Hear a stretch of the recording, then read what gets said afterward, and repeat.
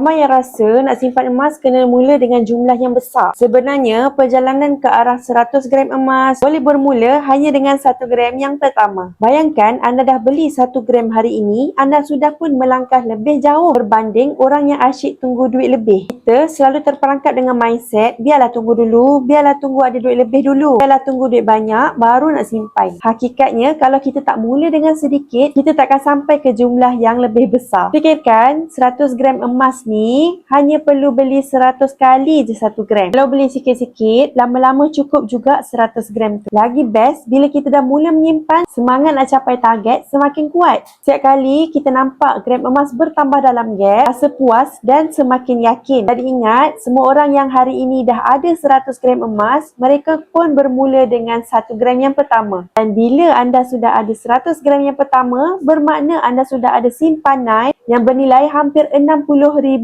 Tapi kalau anda masih bertangguh, jangan tunggu lagi. Mulakan dengan simpanan 1 gram pada hari ini. Kerana 1 gram yang pertama inilah yang akan membawa anda kepada 100 gram emas yang seterusnya. Sikit-sikit, lama-lama jadi bukit. Nak mulakan simpanan emas, boleh isi beg biru atau rujuk video anda. 5 langkah mudah daftar akaun emas Get Public Gold dan Hana akan bantu sebaiknya.